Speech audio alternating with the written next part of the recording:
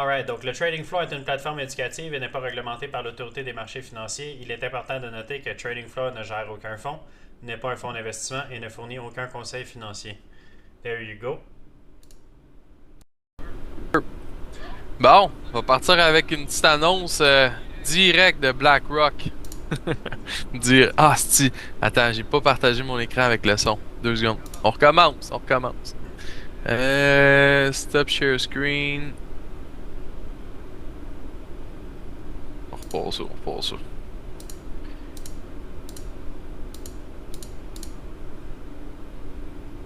Ok, là, ça devrait être bon. Non, on n'entend pas. Ah oui, là c'est bon. Always worried about the leverage in Bitcoin and crypto. There is too much leveraged players in it. That's why we had the washout, and I think there's more stability at these levels here. But no, we don't see that much implicit leverage. For the scale of the capital markets today, the leverage is not as large. I mean, that doesn't mean there's not pockets. But no, as I said in my prepared remarks this morning, I'm very bullish on the markets over the next 12 months. I think the technological revolution is going to power better margins for more companies. I mean, think about BlackRock. We've raised our margins increased by 260 basis points over the last 12 months. A lot of it is using more and more. I was always worried about the leverage. C'est 15 trillion asset management. Just saying. Quand même huge. Qu'est-ce que justement le CEO vient de dire là, Larry Fink. Puis l'autre affaire aussi que je voulais vous montrer, c'est crypto. Là, juste pour faire chier, je le trouverai pas. Ok, il est là. Ici. This is huge. Just in. President Trump to meet with a US Senator tomorrow to discuss about Crypto Clarity Act. C'est bizarre, hein? Pareil, tu sais, comme une petite nouvelle comme ça. Larry Fink est en train de défoncer sur la place publique que la crypto va exploser dans les prochains 12 mois, etc. Tu sais, enfin, on a un peu de fondamental bullish au niveau des médias, tout ça. Stripe and Advance to buy people. Oh, tabarnak, ça c'est huge, ça. Offer to buy PayPal for 50 minutes. Ok, on va voir. Quand même intéressant ça que Stripe veut acheter PayPal. South Korea officially classified Bitcoin as a strategic state asset. Il y a le Japon aussi, by the way. Fait que pas juste Corée. So, avec ces petites nouvelles-là, on va aller voir la charte du Bitcoin. Puis, comme j'ai mentionné, là, je vais faire cette analyse-là. Puis, Frank va prendre le relais. Ouais, puis le Japon, vu que tu le mentionnes, Bitcoin... je rajouter de quoi sur le Japon. Moi, je l'ai vu passer à matin. Qu'ils ont changé les régulations aussi pour permettre légalement aux institutions d'investir dans ETF de crypto, puis ils ont descendu la taxe sur les cryptos gains de 55% à 20%. C'est huge. Fait que j'ai acheté mon billet d'avion au Japon, puis je m'en vais habiter là. Non, Let's go. Non, mais c'est quand même cool. J'aime bien le Japon, puis c'est le fun de voir qu'ils favorisent l'adoption de la crypto en aidant les investisseurs. Quand même insane, plein de bonnes nouvelles de même, ça veut dire que ça va dropper, là. Non.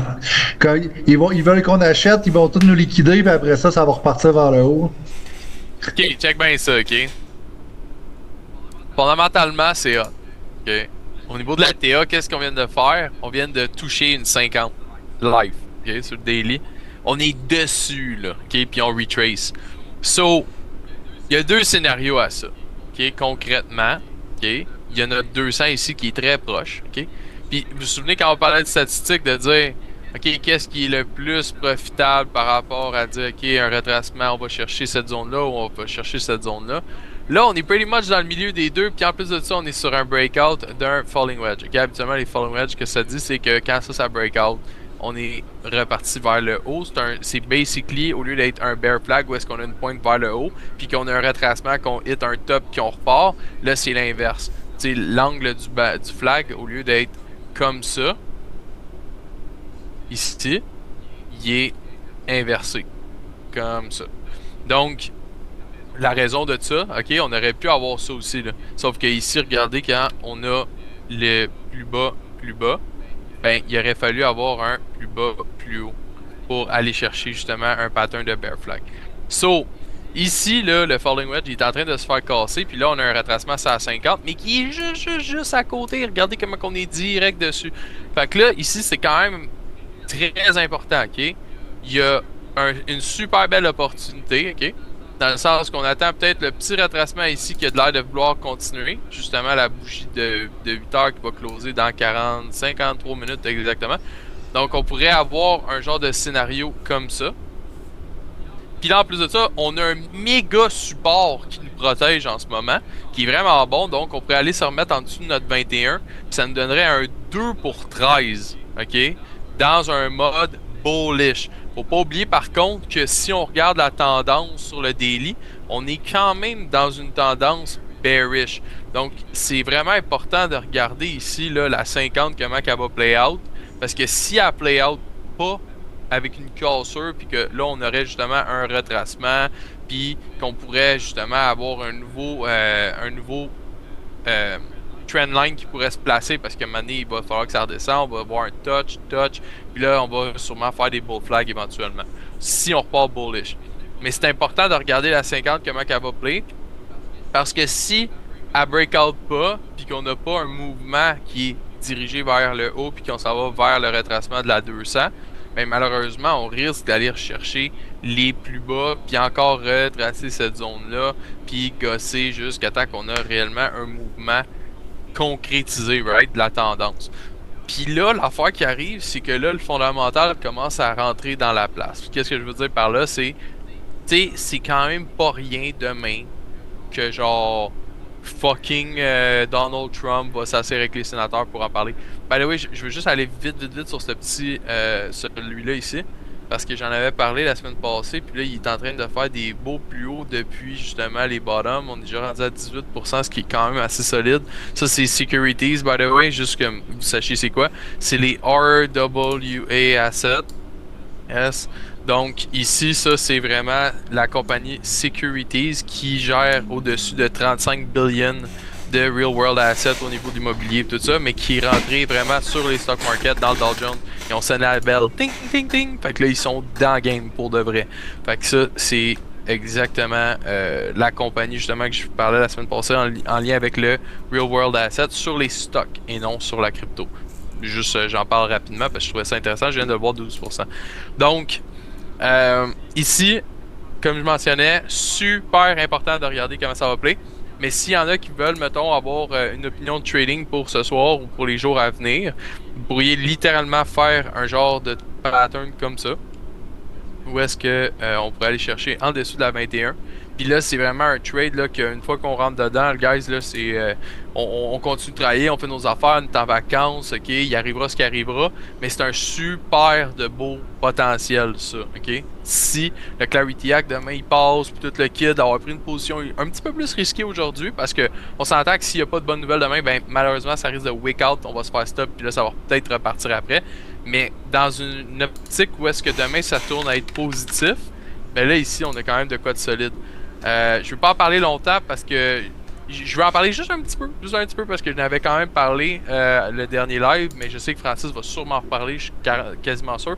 Mais regardez comment que la 50 elle a tellement bien play out, wow!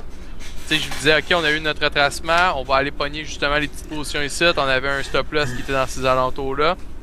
Puis justement là, la position, je vais le mettre visuellement pour que tout le monde le voit. Donc on avait mis ça comme ça, on est allé chercher justement les plus bas qui étaient ici. Donc vraiment une entrée parfaite sur la 50. C'était un hostie de beau setup sur la 50. Puis guess what, BTC est venu nous donner un petit coup de pied dans le cul puis il est parti. Mais la raison en ce moment, oui BTC, mais regardez ce qui est en train de se passer sur l'Ethereum.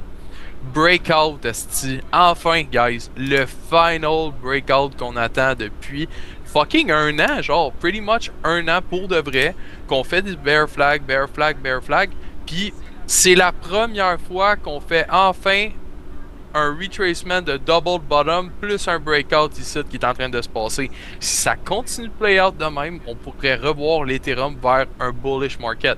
Alors regardez guys, la 50 est en dessous, la 21 puis la 9 est en dessous. On s'en va littéralement rejoindre les 2200. C'est C'est pas écrit dans le ciel, ok? J'ai pas de boule de cristal. Mais pour de vrai, habituellement, un breakout comme ça avec les 3 under moving average down, puis qu'on est allé chercher un double bottom, puis qu'en plus de ça, on est allé chercher une nasty zone de réjection, où est-ce que c'est un méga support, mais là, la 200 ici, elle commence à faire du sens en crise. Fait que, admettons, un autre trade setup, mettons, on pourrait aller placer un long, on pourrait aller chercher justement le stop loss en dessous des dernières moving average, puis même un petit peu plus bas, juste pour aller chercher une chance. Puis regarder la 200, ça donnerait un trade de 6% pour 19, donc pretty much un 1 pour 3. C'est un long trade, ça risque de play out, ça risque de prendre du temps, mais si demain ça se passe bien, puis qu'on a ce breakout là qui est confirmé, qu'on sort des bear patterns sur Ethereum, ben écoutez, il y a de la place, ok? L'Ethereum, là, si on parle de generational wealth au niveau des investissements long terme, ok? Ethereum a de la place, ok? Genre un target, mettons, qui fait du sens, là, des alentours de 3500 pour aller retracer. Après, on tomberait en discovery phase, puis après ça, on tomberait dans un all-time high. Ben, on parle de 92% probablement pour l'année. Dans un mode genre très chill, là. Tu sais, si ça tombe dans un bull pattern. Fait que 92% qui est crissement plausible avec le temps. Mais à suivre, faut quand même être sûr que c'est un breakout, faut quand même s'assurer que là, la trend commence à aller vers le haut et non vers le bas. Puis après ça, va juste pas falloir paniquer sur les retracements. C'est normal pour créer des bull flags, guys, c'est quoi que ça prend? Des retracements. Il y a JF qui avait une question, ça, si tu veux y répondre, je te laisse la checker. Ouais. Ok, PayPal plus 17% aujourd'hui avec cette nouvelle. Ce titre était mort depuis quelques années. Ben, c'est sûr que Stripe, guys, je dis ça de même, là, mais 100% des paiements en ligne présentement, que ce soit sur de la subscription monthly ou n'importe quoi, se font quasiment tout sur Stripe. C'est le modèle d'affaires que Cloud Code a quasiment implémenté dans tous les process de sub monthly. Genre, littéralement, tu crées une application, puis tu as un connecteur de Cloud Code de Stripe. C'est pas PayPal, c'est Stripe.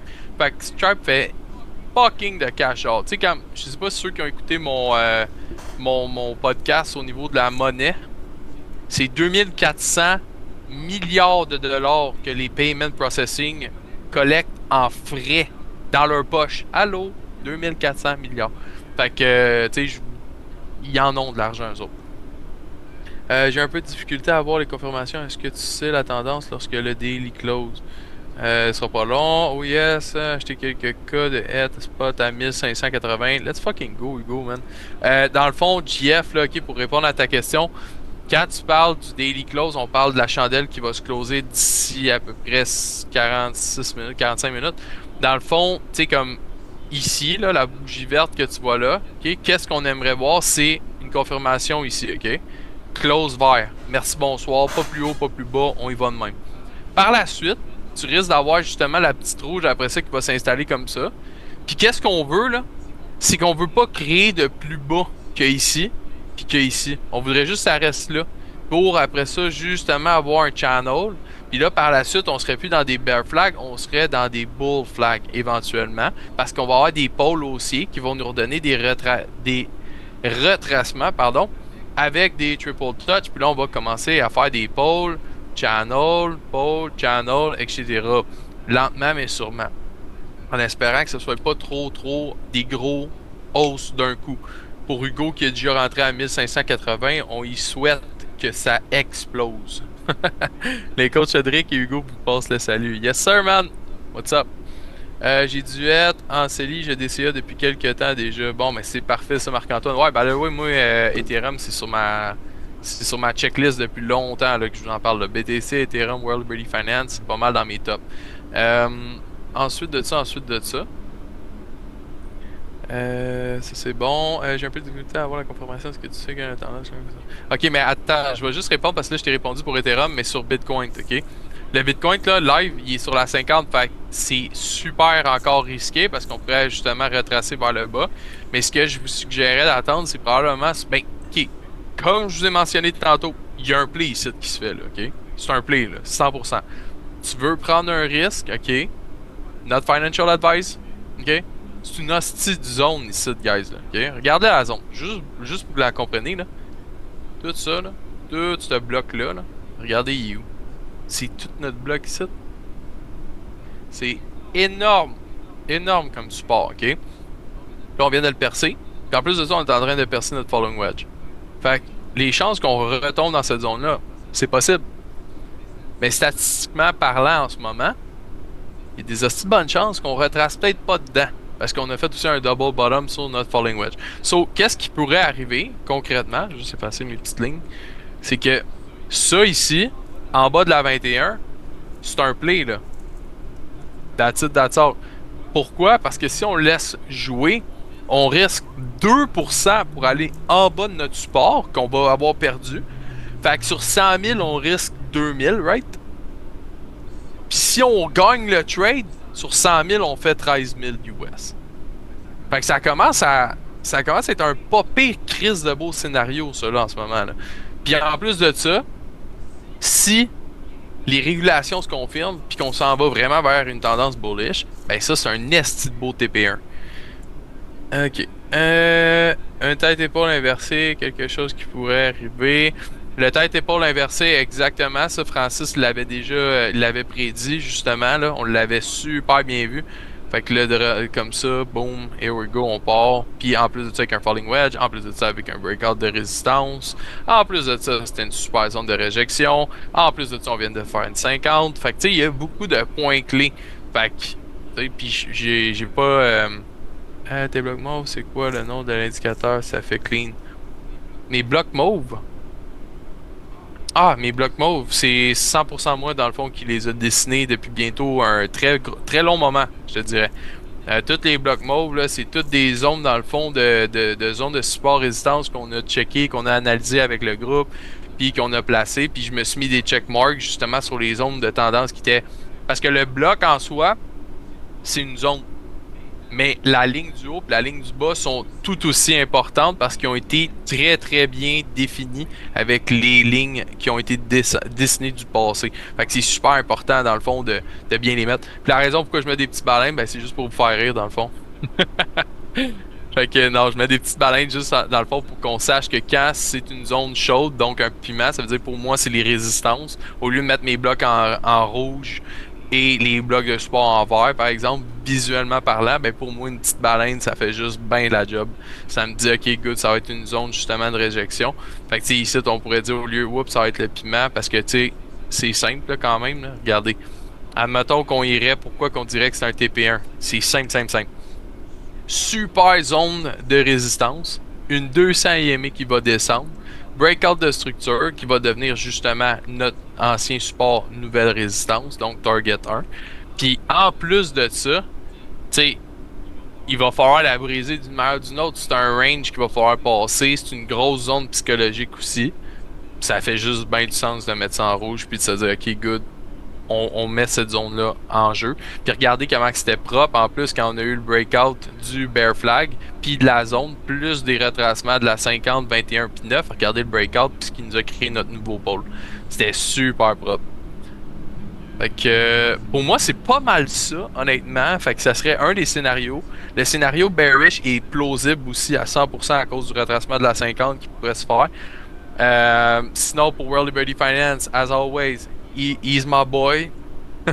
He's the stable quaint, the winner of all time, the non-mover of all time. Mais au moins, dans une période où est-ce qu'on a eu justement de l'instabilité, ben il était stable et il m'a permis de faire du DCA dynamique dessus, jusqu'à temps qu'on ait justement des mouvements peut-être qui vont nous amener plus haut ou plus bas à suivre. Il va falloir protéger nos assets. Si ça commence à briser notre belle petite ligne ça, il va falloir prendre une prise de décision. That's it. Et Pfizer, ok, ça c'est bon. Fait que Frank, si tu veux y aller, man, je te laisse la parole. On va checker voir ce que tu as regardé sur le marché. Yes, sir. Tu peux arrêter ton share. Stop. Alright. Yes, sir.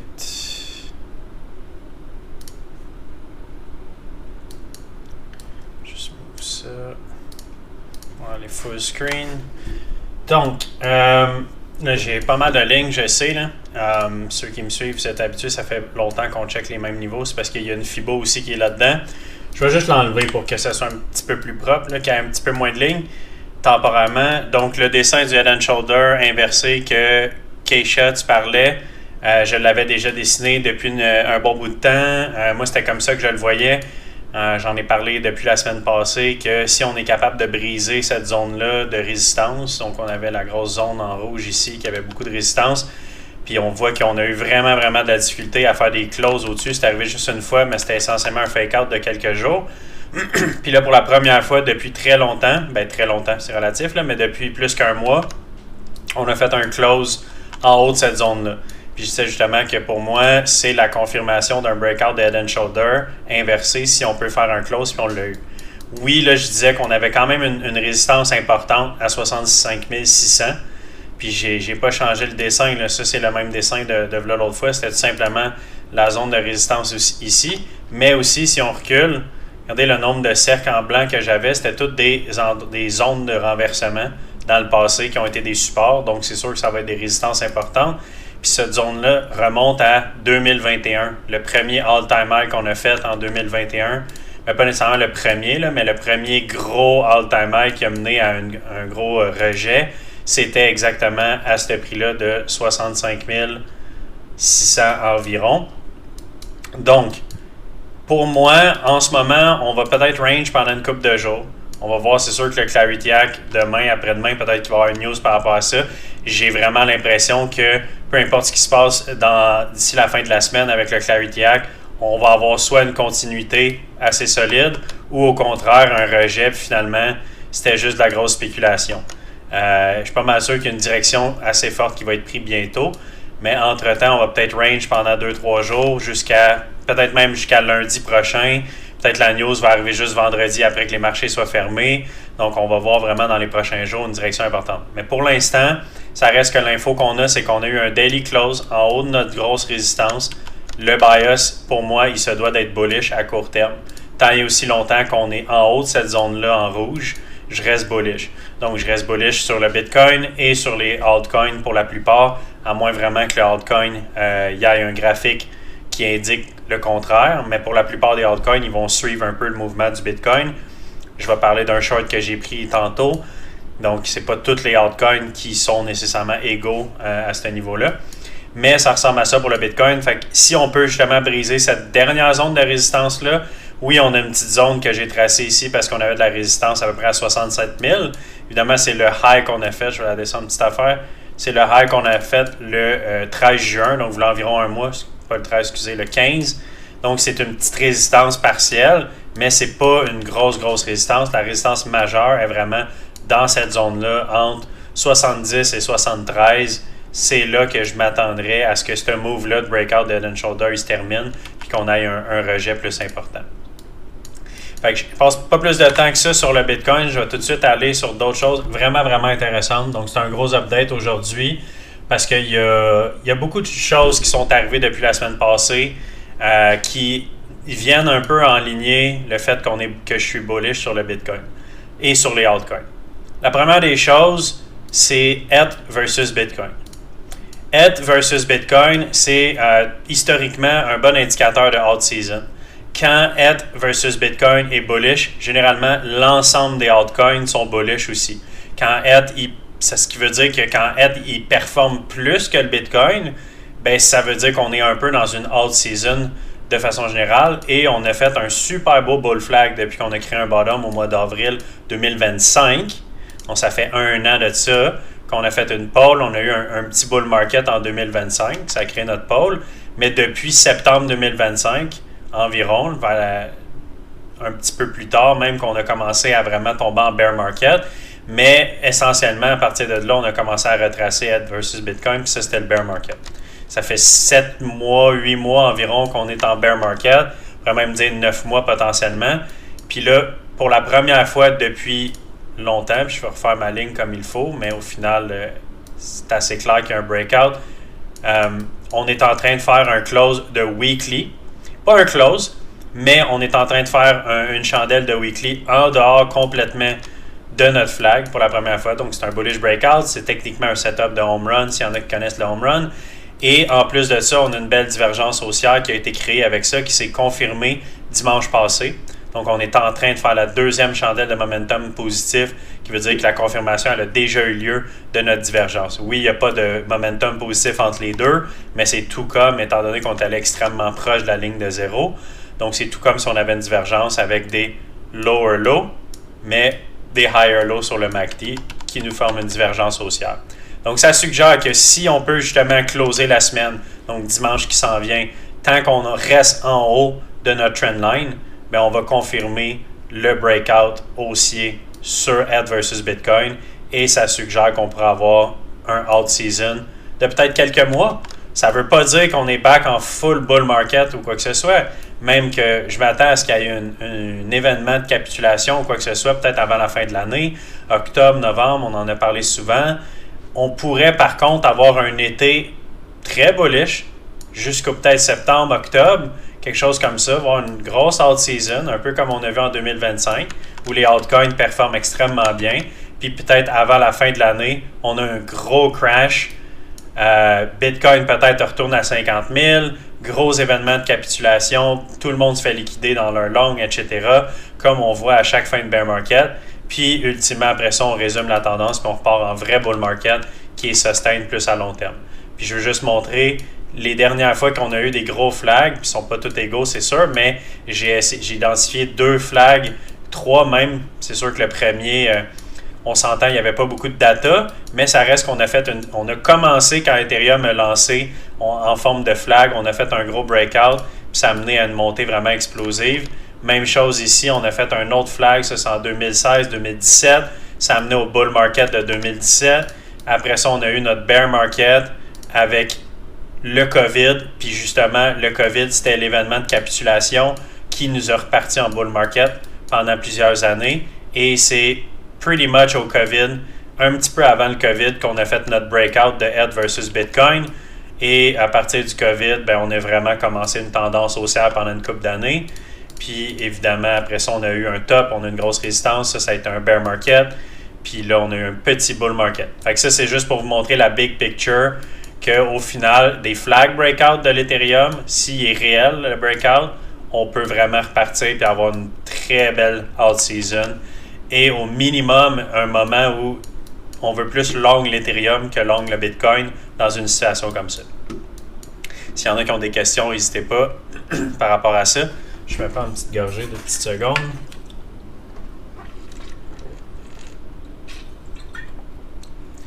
Willy qui demande, on a-tu le droit de screen record le live? Tu as certainement le droit, on va pas t'empêcher de record le live, mais sache que les lives sont tous, ceux-là, les free sont tous sur YouTube. Fait que tu n'as même pas besoin de te casser la tête. On les enregistre, les free, puis on les met sur YouTube. Puis pour les autres lives, ben, sont disponibles pour le monde qui sont en formation de crypto. Mais si tu veux l'enregistrer, tu as le droit. Là, on va pas t'empêcher de record, il n'y a pas de stress. JF qui dit, j'ai remarqué que les altcoins finissent souvent leur bear market avant celui de Bitcoin. Effectivement, tu as absolument raison. Puis historiquement, c'est arrivé les derniers cycles aussi. C'est le cas aussi souvent pour le bull market aussi. Sauf celui de 2017 qui est un petit peu différent.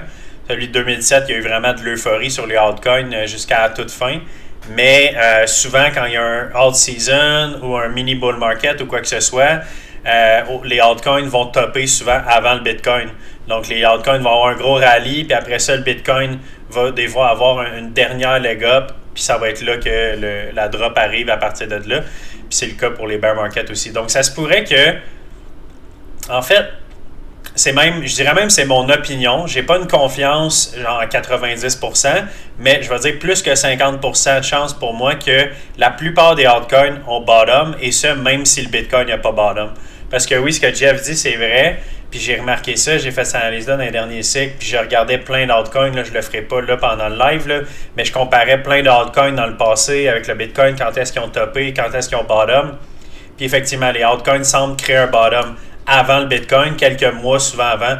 Mais comme je dis, ça veut pas dire que les altcoins vont pas avoir un rallye pendant une couple de mois, puis après ça, quand même un événement de capitulation, sans nécessairement venir faire des new lows, ou par rapport à ce qu'ils ont fait au début de l'année, au mois de février.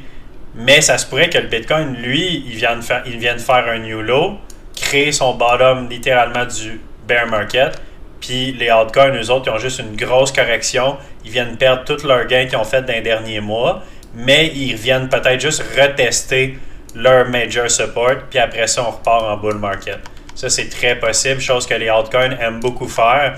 Donc, avoir des cycles de out-season où les altcoins performent extrêmement bien, puis des fois, en un mois ou deux, ils redonnent tous leurs gains, des retracements de 80% des fois, dépendamment des coins, mais ça peut arriver très, très rapidement. Je check les autres questions. C'est quoi ta chaîne YouTube? Joe Bouchard, merci. Jay, parfait.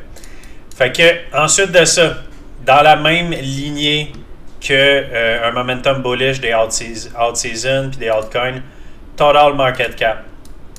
Total Market Cap, en ce moment, sur le weekly time frame, on a confirmé encore une fois dimanche passé. Donc, c'est pour ça que je disais qu'il y a bien des affaires qui se sont passées, parce qu'on a eu des grosses confirmations dimanche passé. Donc, on a eu une divergence haussière sur le weekly time frame pour le total market cap. Donc, ça, c'est toutes les cryptos, excluant Bitcoin et Ethereum.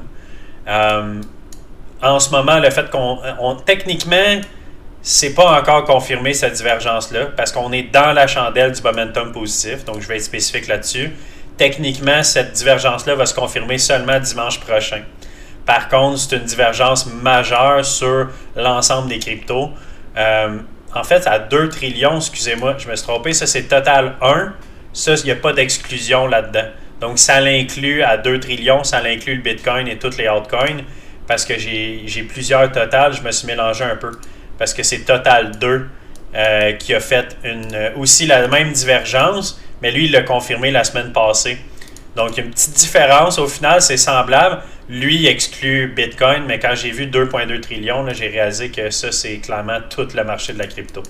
Mais ça revient essentiellement au même. C'est un indice que l'ensemble des cryptos est... Ça ne veut pas dire que ça va être nécessairement dans les prochains jours. C'est un time frame très large sur le weekly, mais ça suggère que peut-être que ça, c'est un major bottom. Et que même si on a un dernier événement de capitulation, ça n'empêche pas d'avoir un gros rallye, peut-être une dernière capitulation, revenir retester ça, puis après ça, on repart. Au final, les prix qu'on a en ce moment, puis même il y a quelques semaines, c'était des prix très, très bons pour du long term. Puis même encore en ce moment, personnellement, je trouve que la plupart des altcoins sont à des prix exceptionnellement bas par rapport à ce qui était dans leur bull market. Et peuvent offrir des retours absolument exceptionnels. Puis, je veux juste vous montrer que sur le weekly, la 200 Moving Average, donc la ligne en rouge, c'est la 200. Sur le weekly, on est venu en bas, on a closé, on a passé quelques semaines, puis là, on est en train de la réclamer. Donc, si jamais on peut closer encore la semaine, on va revenir en haut de la 200. Puis, si on regarde les cycles passés, c'est normal de venir en bas de la 200. On a vu qu'en 2023, on est venu en bas de la 200, on l'a ultimement réclamé. Ça a été long quand même, 2023, mais on a été en bas, on l'a réclamé, on a fait du sideways pendant un certain temps, puis après ça, on est reparti en bull market. En 2018, même affaire, on l'a touché, on est allé un petit peu plus bas. Après ça, on l'a retesté une deuxième fois, puis on est reparti. Le week COVID, on est allé plus bas. Mais on voit que la 200 Weekly Moving Average, c'est un support majeur pour les long time frames. Puis là, sur ce graphique-là, j'ai pas assez de data. Mais si je me souviens bien, en 2015, on l'a aussi touché. Je pense que si je la continuais, elle ferait quelque chose comme ça. Parce que je l'ai sur un autre chart, mais c'est pas super important.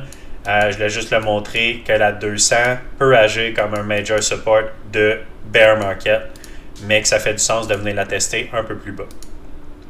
Donc ça, c'est pour Total. Donc, assez intéressant, encore une fois, structure de bottom.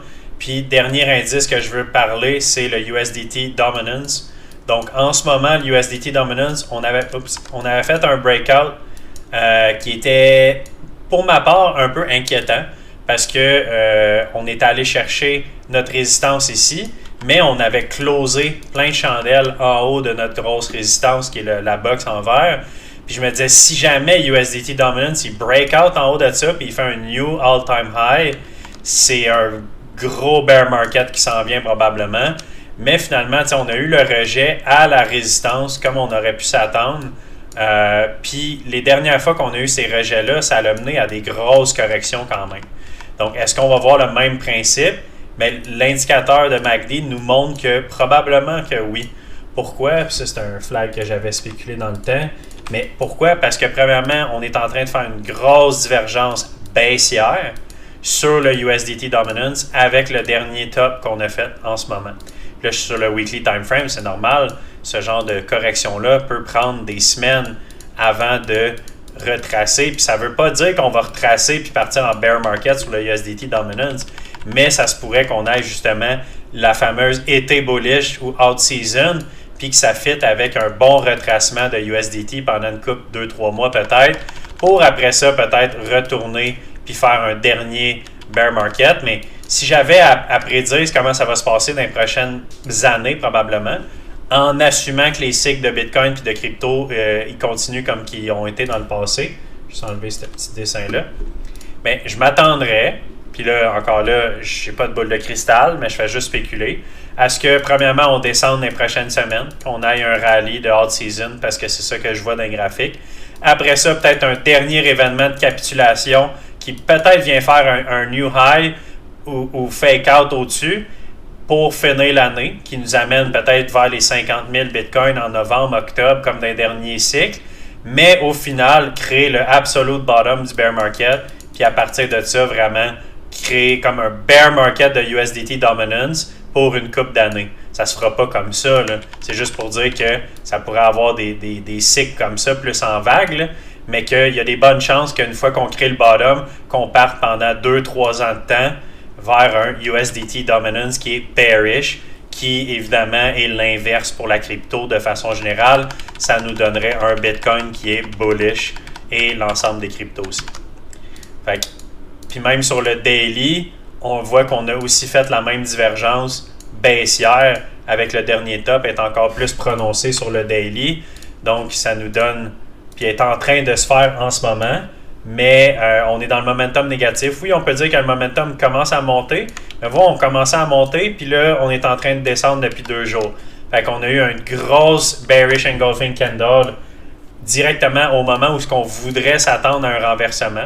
Admettons qu'on est bullish là-dessus, on s'attendrait à un renversement ici, puis finalement, grosse rejection aujourd'hui puis hier.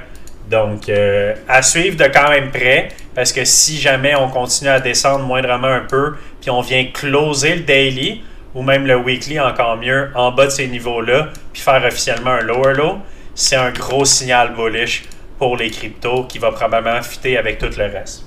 Donc, encore une fois, beaucoup d'éléments qui penchent dans la même direction pour ma part d'un prochain jour, semaine, puis même 2-3 mois au niveau de la crypto. Tout peut renverser assez rapidement, puis au final, il n'y a rien de 100% dans mon analyse. Puis demain matin, on peut se lever, puis finalement, le Bitcoin il est à 58 000 parce que Trump il a décidé qu'il éradiquait l'Iran de la map. Je dis n'importe quoi, là, mais vous comprenez ce que je veux dire. Donc, on ne sait jamais. Le TA, c'est pas parfait. C'est une game de probabilité. On essaie de trouver des indicateurs de la confluence qui nous tend vers une direction pour qu'on puisse prendre des trades dans cette direction-là puis avoir plus de chances de faire des bons trades. C'est ça pour USDT Dominance. Je regarde le chat. J'ai une question. Keisha qui demande, il y a plein d'indicateurs en ce moment qui semblent privilégier les saisons de out, comme exemple Others, BTC, Total 3. Exactement. Ben, c'est un petit peu ça. Ouais, Others, ça en est un autre. Ça revient un petit peu à ce que je parlais. Total et Total 3 ou Total 2 sont tous en train de faire le même genre de pattern, qu'on inclut Bitcoin Net puis les majors ou pas. C'est tout semblable. Ça nous indique beaucoup qu'on a une hard season qui s'en vient probablement bientôt. En plus, puis je ne reparlerai pas de la charte de l'Ethereum versus le US dollar parce que Jay l'a parlé tantôt, mais on voit que l'Ethereum a une super belle charte aussi puis qui est en train de faire un beau breakout sur le daily. Fait que c'est tout ça, c'est beaucoup d'indicateurs, beaucoup de confluence qui nous montrent que personnellement, ça me montre d'être bullish. Ça me dit que c'est le temps d'être bullish. J'ai lu un article sur les rings du Clarity Act et ça semble bien accueilli en général, accepté pour le DeFi. Effectivement, j'avais entendu parler que le DeFi était... C'est pas si pire. Je sais qu'il y a Charles Hoskinson, le fondateur de Cardano, qui a eu un breakdown émotionnel par rapport au Clarity Act. Là. Lui, il disait justement que c'était vraiment pas bon sur le DeFi. J'ai pas lu tous les détails du Clarity Act, mais il expliquait qu'il y a certaines affaires que ça va un peu contre l'essence mère du DeFi en amenant des régulations puis tout ça. Mais tu sais, moi, je recule le 5, 6, 7, 8 ans, puis tout ce qu'on voulait, c'est des régulations pour qu'il y ait de l'adoption institutionnelle, tu sais. Puis là, à cette heure qu'on l'a, puis qu'il y a plus de clarté au niveau des institutions, le monde chiale que, ah non, on voulait pas ça sur le DeFi. Mais tu sais, au final, moi, je pense que c'était inévitable. Puis si on veut qu'à long terme, le DeFi devienne quelque chose de vraiment standard, puis qui est adopté par tout le monde dans le monde et non juste les crypto holders puis les crypto maxi, ben ça va prendre des régulations. Fait que tu sais, je suis vraiment pas contre cette idée-là de réguler le DeFi. Puis sachez que la plupart des protocoles DeFi sont géobloqués aux États-Unis à cause de la SEC, même Hyperliquid. Puis justement, je vais en parler de ça vite fait parce qu'il y a eu une news hier, ben c'est ce matin par rapport à ça. Mais juste dire qu'aux États-Unis, la SEC est très, très restreinte, est très stricte au niveau du DeFi, au niveau de la crypto, tout ça. Fait que d'avoir des régulations qui permettent d'utiliser certaines applications DeFi, c'est bon dans un sens parce que ça peut permettre des institutions comme Wall Street, tout ça, d'utiliser puis d'intégrer peut-être des protocoles de DeFi, comme par exemple Hyperliquid, qui ne peut pas être utilisé aux États-Unis en ce moment à cause des régulations, mais je montre la news, puis elle a même été publiée dans TradingView directement. Puis c'est pas celle-là ici, mais c'est un matin, 13 hours ago. Puis je ne vais pas parler trop en détail de l'article, mais essentiellement, c'est des avocats d'Hyperliquid qui ont eu un meeting ce matin avec la SEC. Puis c'est Hyperliquid qui a demandé ça en passant. C'est pas la SEC qui a dit « Ouais, vous êtes croche, on veut vous rencontrer. » Non, non, non. C'est les avocats d'Hyperliquid qui ont été voir des représentants de la SEC puis qui ont dit « On veut vous parler, on veut essayer d'avoir des régulations pour pouvoir potentiellement être opérationnel aux États-Unis. » Puis la conclusion de ça, je vous épargne tous les détails, la conclusion, c'est que il y a eu un certain engagement de la SEC pour essentiellement dire qu'elle allait supporter leur projet. Il n'y a pas eu d'officialisation au niveau des régulations qui a été faite ce matin. Par contre, il y a une collaboration claire qui va être faite entre la SEC et Hype. Essentiellement, SEC aime bien ce que Hyperliquid est en train de développer, puis est prête à les aider à essentiellement paver un chemin vers la régulation américaine et ultimement permettre aux institutions américaines telles que Wall Street d'utiliser Hyperliquid. Vraiment, vraiment cool pour Hype. Donc, la conclusion, tu sais, pour les holders de Hype, cet engagement de régulation-là, ça réduit l'incertitude par rapport à Hype à long terme, chose que plusieurs s'inquiétaient parce qu'ils disaient, bon, si le DeFi est affecté par le Clarity Act, est-ce que Hyperliquid va être aussi affecté par ça? Mais Hype, ils ont pris le devant, qui montre encore une fois que la thèse derrière Hyperliquid, que je crois vraiment, vient d'être renforcée encore plus. Mais ça montre qu'ils font les bonnes choses puis qu'ils s'assurent de bien suivre les régulations. Donc, très, très bonne nouvelle pour Hyperliquid de ce matin par rapport au niveau des régulations. Fait que c'est pas demain que ça va se faire que les États-Unis vont pouvoir utiliser Hyperliquid, mais peut-être dans les prochains mois, il va y avoir plus de clarté, puis peut-être qu'ultimement, ça serait vraiment hot. Imaginez Hyperliquid devient adopté par Wall Street, t'sais, puis le Wall Street trade sur Hyperliquid. Ça serait the dream pour Hyperliquid. Fait que, juste voir, il y avait 2-3 petites questions.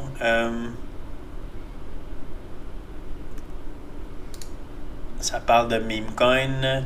Keisha qui demande, penses-tu qu'il va y avoir une saison de Memecoin? Le graphique de Pump.fun semble bullish, comme si le monde adore le Memecoin encore aujourd'hui. Oui, c'est quasiment sûr, parce que les Memecoins, c'est une narrative qui revient à chaque cycle. C'est indéniable que le monde aime ça, spéculer dans les memecoins. C'est vraiment pas ma game, je vais être franc avec vous. Vous le savez, ceux qui me connaissent, mais c'est pas mon domaine d'expertise. J'ai déjà tradé des memecoins dans le passé, puis ça n'a pas généralement bien fini.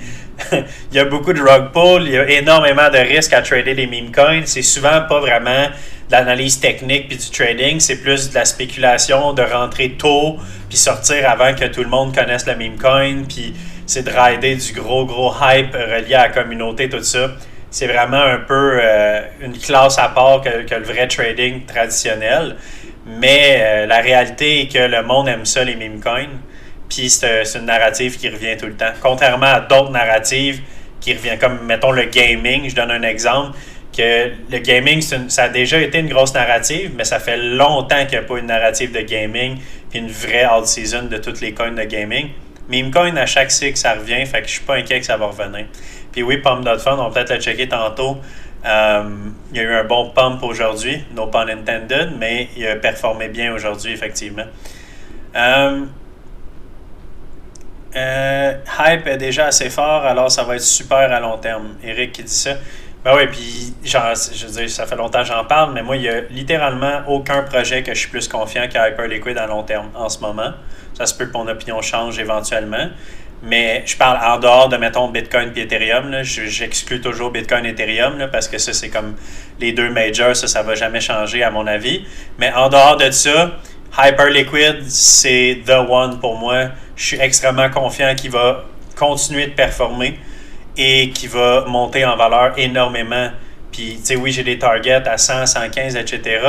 Mais au final, je vois Hyperliquid à 3, 4, 500 $, peut-être même 1000 $ d'ici la fin du prochain bull market.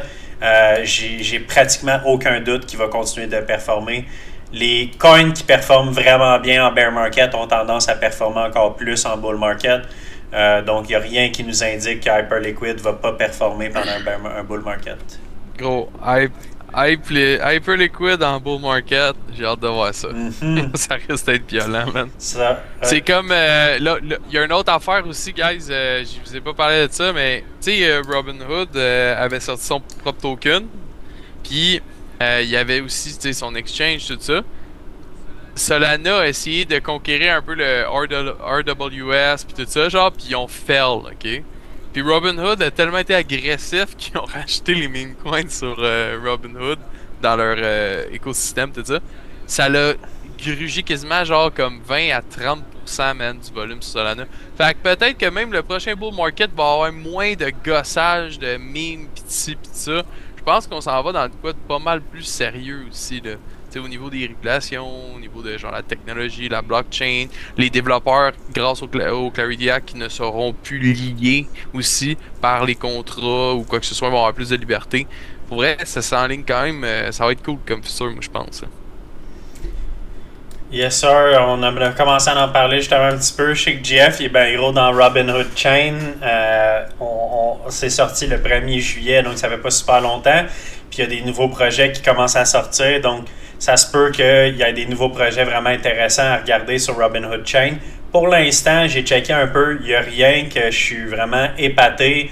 Il n'y a pas vraiment d'adoption encore. Oui, ils ont été siphonnés un peu des parts de marché, mais de ce que j'ai vu, c'est plus comme du hype relié au nouveau, un nouveau lancement, une nouvelle chaîne, tout ça. Mais ça reste que l'ensemble du spot trading se passe encore sur Solana et Ethereum. Je pense pas personnellement que Robinhood va venir remplacer Solana au niveau du spot trading, que ce soit pour les altcoins ou les meme coins, ni Ethereum. Mais peut-être qu'il va être capable de se tracer de sa place vers les top projets, top blockchain. Mais on l'a vu avec Base Chain, que il y a eu du hype early, puis finalement, le monde y revienne un peu à la base, si on veut, avec un blockchain comme Solana. Mais il y a de la place pour bien des compétiteurs. Ça va rester à voir. Je suis curieux, je vais suivre ça de près. On va en reparler de temps en temps. Est-ce qu'il va vraiment avoir de l'adoption sur Robinhood Chain? Ça reste que le projet, il y a énormément d'exposure, encore plus que Coinbase. Donc, il y a quand même des chances que la chaîne elle performe ultimement. Hype, je vois une divergence baissière, MACD et RSI 81 en weekly, tu n'as pas peur. On va aller voir ça. Mais non, j'ai pas peur. J'ai pas peur de rien pour Hyperliquid. Peur n'est pas le bon terme. Je comprends ce que tu veux dire, par exemple. Divergence, tu me dis RSI, fait que je vais le mettre, puisque tu me l'as dit spécifiquement. Je vais aller voir ce que tu me dis.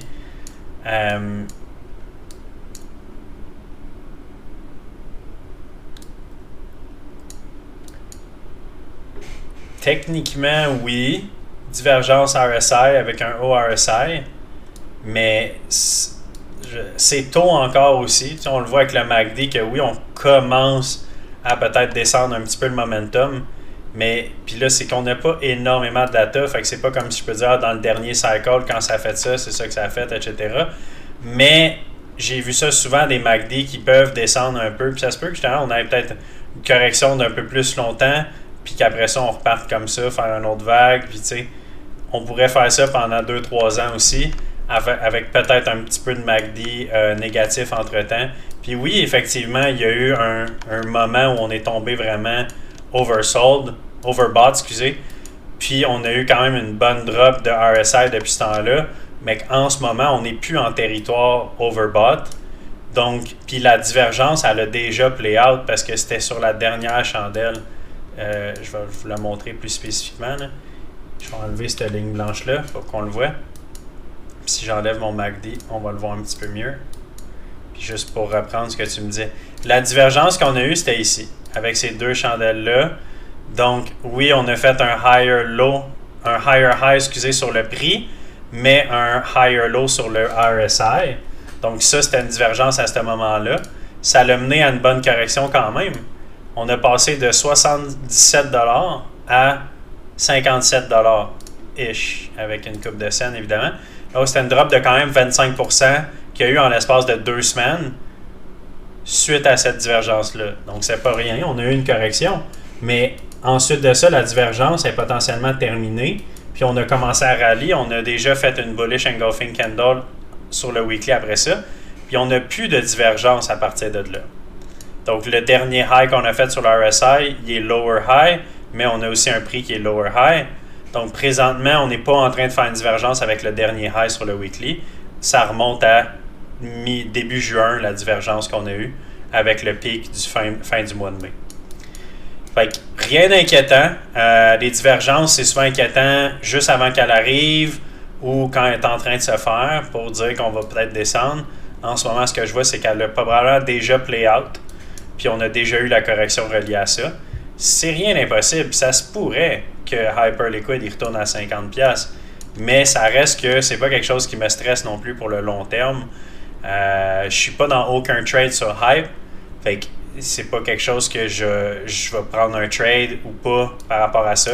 En ce moment, je suis dans aucun trade. Mais je peux vous dire que si jamais on redescend à 50$, c'est une opportunité complètement insane d'acheter du Hyperliquid. S'il y en a qui ont manqué le bateau, no financial advice évidemment, mais c'est la zone la plus importante. Mais on a déjà été la retester après avoir breakout. On a passé une couple de semaines en retracement pour la retester. Est-ce qu'on va la retester une deuxième fois avant de vraiment redécoller en haut de 100$?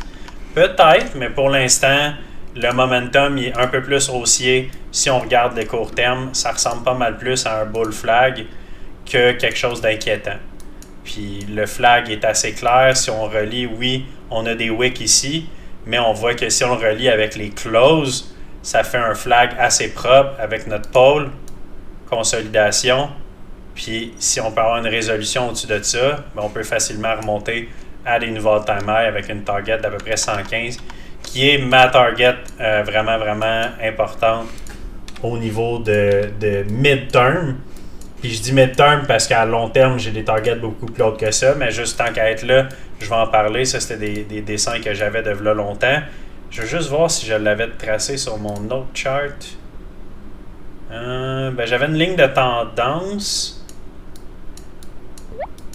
Mais je vais partir de là, mais essentiellement, c'était 2 Fibos. C'est de la confluence de Fibos. Fait que je relie une Fibo de mon premier all-time high avec mon bottom du bear market. La 1.618 arrive à 116 environ, 116$. Fait que ça, c'est pour ça que j'avais une première target à ce niveau-là. En price discovery, le meilleur outil qu'on a, c'est les Fibos. Donc, c'est sûr que 116, c'est une grosse target psychologique.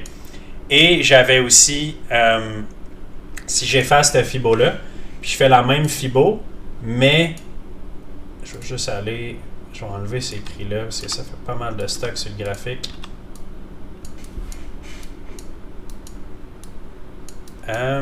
Si je me rappelle bien, on avait une deuxième confluence de Fibo.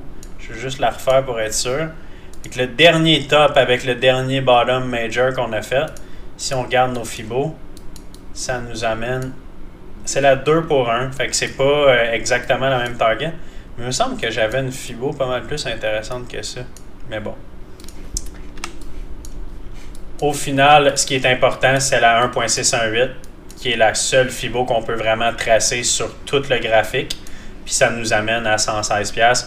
Fait que c'est juste la target la plus probabilistique. Puis si on y va avec notre trendline, est-ce que ce target-là peut être atteint seulement en 2027? Ça se pourrait. Ça se pourrait que Hype ne fasse pas de performance complètement insane pendant plusieurs mois, puis qu'il fasse juste comme grinder les tops, retracement, venir chercher all-time high, retracement, puis que finalement ils viennent chercher ça juste en 27, pour aller rechercher notre trendline en même temps que notre zone. Mais c'est juste un scénario. Ça se peut aussi qu'on l'ignore, cette trendline-là, qu'on la break out puis qu'elle devienne un support aussi. Là. Quand un token performe extrêmement bien, les trendlines comme ça, ils peuvent être brisés. C'est pas une trendline qui date puis qu'il y a énormément de touch. Il y en a essentiellement 2. Parce qu'il y a eu juste 2 cycles sur Hyperliquid. Puis à court terme, juste finir là-dessus sur Hyperliquid. Tu sais, Jay en a parlé un peu. On avait parlé de la 50 moving average sur le daily, qui est dans mon cas, c'est la ligne verte, qui était un support majeur.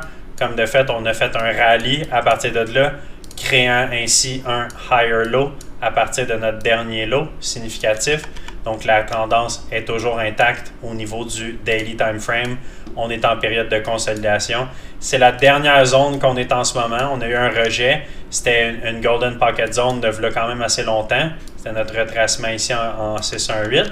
Mais au final, c'est notre dernière zone de résistance qui était aussi beaucoup de support. Si on peut percer cette zone-là, je vais vraiment avoir de la confiance qu'on s'en retourne à all-time high. Présentement, en train d'agir en résistance, donc à suivre. J'aimerais vraiment ça voir Hyperliquid retourner en haut de 70.